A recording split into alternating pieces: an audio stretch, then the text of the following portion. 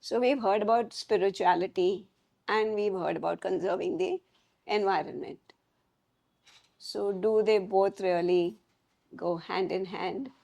And if yes, then how does Most spirituality? certainly, people associate spirituality with certain practices. कि साधु बनो, अलग कपड़ा पहनो, ये छोड़ दो, वो छोड़ दो.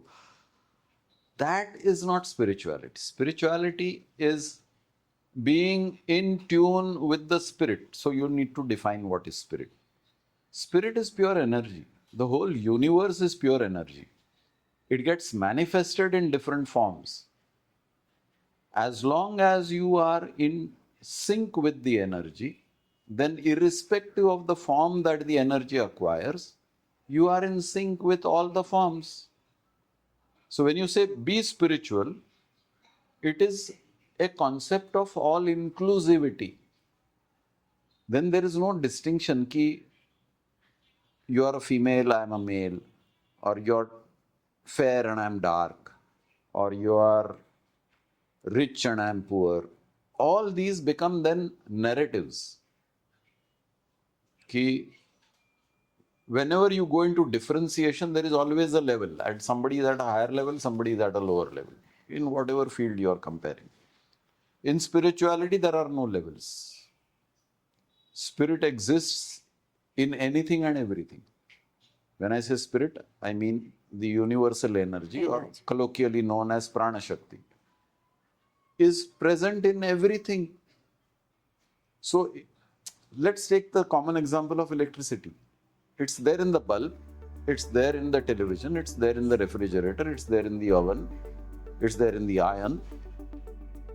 The electricity in all these gadgets is the same.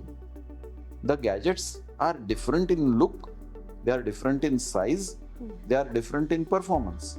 A refrigerator cools, an oven heats, diametrically opposite, but the electricity inside them is still the same 230 volts, 50 cycles. That doesn't change. Similarly, the spirit or the prana energy or the universal energy is the same in every object. The object may be tiny, like a butterfly, and the object can be huge, like an elephant, or the object can be colossal, like a planet.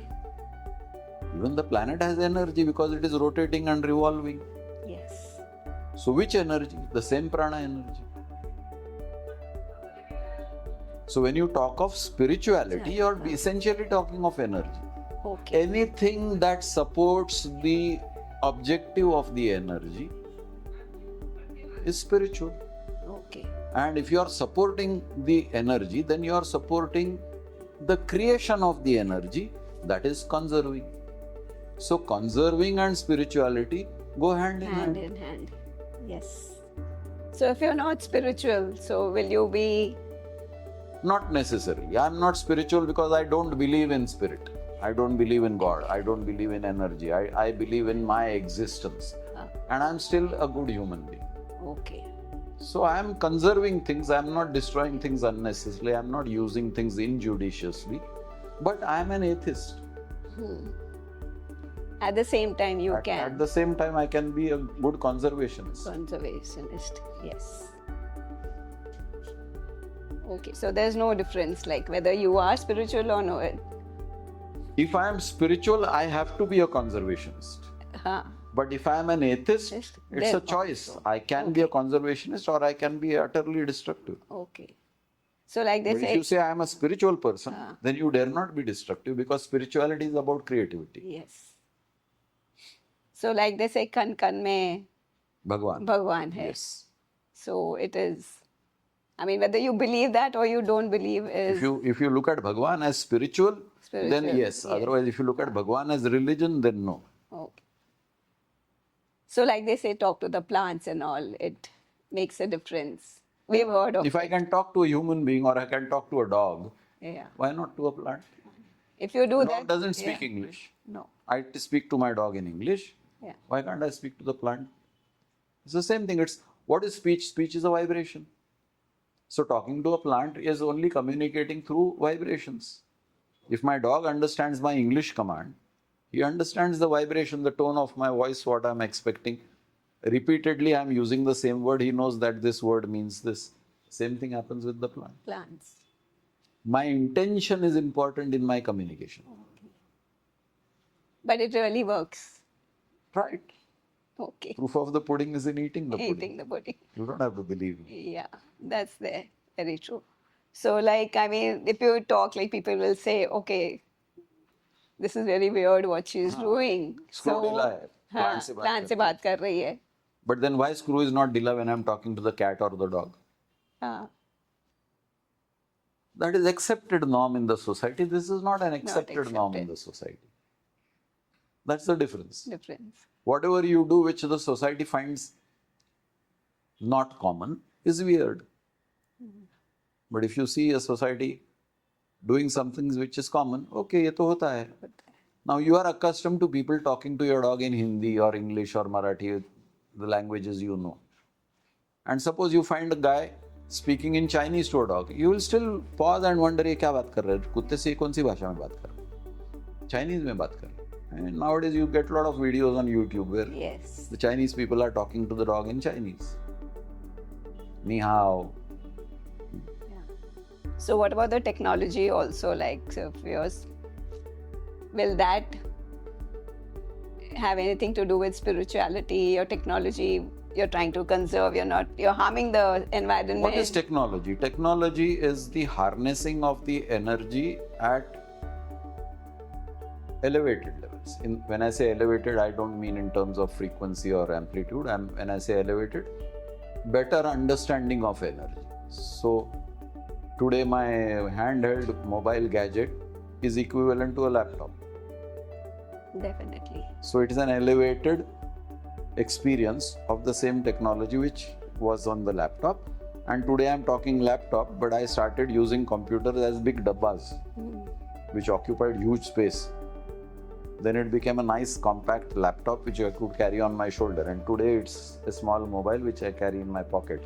All three gadgets have the same capability. In fact, the mobile has more capability than the big dabba I started with. Basically, energy. More efficient use of that energy is because of my enhanced capability. Okay. So, like, any tips you would have to give to the audience, like, whether for the conservation? Be in tune with nature, with whatever modern discoveries and inventions that you do and create for the benefit of humanity and the world at large. See that it is not detrimental to nature. If you do anything lopsided, that on the one hand you're doing development for mankind, which simultaneously is damaging nature, then you need to pause and look at what you're doing. So spirituality, conservatism and progress should go hand in hand. Progress should not be at the cost of nature or conservation. So can you share some personal experience where you saw the spirituality had a shift? Yeah, I can easily relate to something which shifted in my lifestyle. Earlier, I was mindless in consumption. I would consume anything and everything which excited me. It was a mental satisfaction. For example, smoking a cigarette. I would consume a cigarette, or drinking alcohol, or eating uncontrolled quantity of food. Something shifted when I got exposed to the concept of spirituality. And instantly I gave up smoking and alcohol. Instantly, in one day. Something shifted and I started eating food more judiciously. The quantum became rational. It's not just because food is available I should eat it, which used to be the case earlier. And I had a huge appetite, so I could consume literally tons of food. And I would consume without a thought. Today I think that is it necessary? I have already had my fill. Something which I like is there on the plate, but it's okay. I'm done. I'm done for the day. So that has shifted. So I think that is in tune with not wasting natural resources, food is a natural resource, by consuming it more than necessary at that point of time. At that point of time, I am satisfied. So I don't need to consume more, which was not the case earlier, and which also showed in obesity.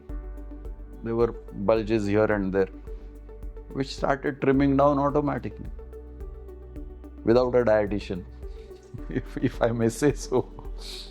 So yes, so that's my personal experience. You want to experience this kind of transformation, Pratibimb Charitable Trust is there, Life and Breath is there. Please visit our website, pratibimbtrust.com.